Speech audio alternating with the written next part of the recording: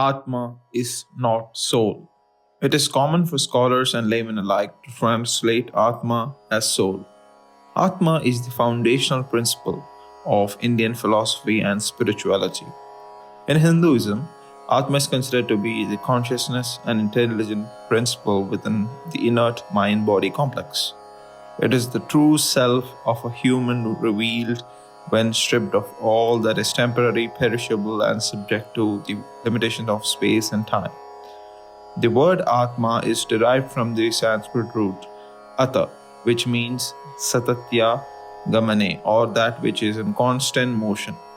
Atma is always in movement from one body to another because of cycles of births and deaths. Hindu philosophy has at its heart the difference between Atma and Prakriti. While Prakriti is conditioning principle and subject to evolution, Atma is immutable and remains untouched. In the Bhagavad Gita, chapter 2, 24 sloka, Bhagavan Sri Krishna describes Atma as Sarvagata, that is, all-pervading, as it is found everywhere within the different forms of life, from the largest plants and animals to the smallest microorganisms.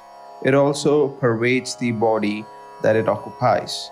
According to Christian theologians, plants and animals do not have an immortal soul. Similarly, there have been debates in Vatican on whether people in the newly discovered lands in America or in the 15th and 16th centuries by Europeans and later people of color have a soul or not.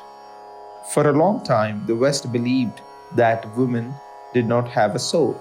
As opposed to this, there has never been an iota of doubt in the Hindu Dharma that all living creatures, whether plants or animals, irrespective of how enormous or tiny they may be, have Atma. This is a major difference between the two concepts. In Hindu tradition, Atma is clearly recognized as something distinct from the physical body. Atma in Hinduism is beyond all gender identities and is not male, female, or neuter. It is present wherever we see signs of life, irrespective of the size, form, mobility of the living creature. The Bhagavad Gita very clearly states that each conscious being is a combination of Kshetra and Kshetrajna. Kshetrajna is another word for the Atma, and Kshetra denotes the field of activity, or in other words, the body. In Hindu philosophy, Atma is regarded as eternal and indestructible.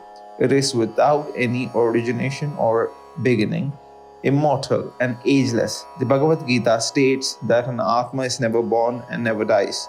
In contrast, Christianity accepts the soul as created anew.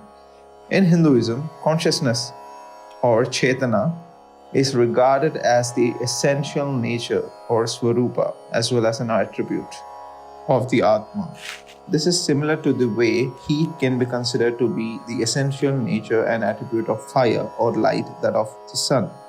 Consciousness being its very nature, and Atma is always conscious. And it is because of the Atma that there is consciousness in psychophysical body. In contrast, there is no connection between soul and consciousness in Western approaches. The West's idea of consciousness linked with various manifestations of the world are comparatively underdeveloped and reliant on borrowings from the Eastern traditions. In Vedanta philosophy, Atma is characterized as Satchid and Ananda.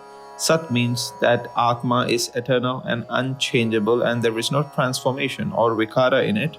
Chit means that Atma is conscious and can acquire knowledge of itself and external objects, while Ananda means that it is free from every kind of suffering. A person suffering from some ailment or pain in the waking state becomes unaware of it in deep sleep because Atma is Ananda and no pain or material pressure can touch it. Such attributes are absent in the West's characterization of the soul. Atma is also self-luminous because it does not require anything else to know itself.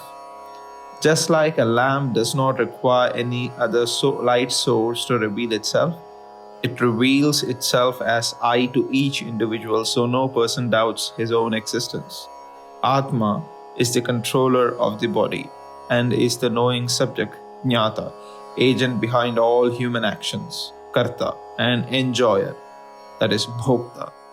There are two kinds of Atma, Jivatma and Paramatma.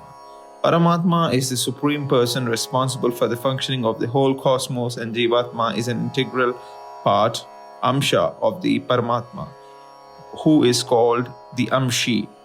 It should be noted that Amsha does not mean a spatial part of the whole because Paramatma or Brahman does not admit any spatial division. Being an Amsha of Paramatma means that Jivatma is totally supported and dependent on Paramatma. All these qualities are alien to the Christian concept of soul. Christianity, on the other hand, emphasizes that God decides which souls have truly accepted Christ as their Savior on Judgment Day, based on which the souls are either sent to heaven or hell. The soul is thus subject not to karma but to sin, which is fundamentally and completely different from karma. Furthermore, there is neither a monotheistic God nor any judgment day in Hindu tradition, and Atma is by definition pure, untouched, beyond life and death. The relationship between Atma and Bhagavan is thus fundamentally different from the Western relationship between soul and God. There is thus clarity in Hindu philosophy regarding the nature and role of the Atma. In contrast, the Christian soul is not in any sense an integral part of the Christian God, but an altogether different entity.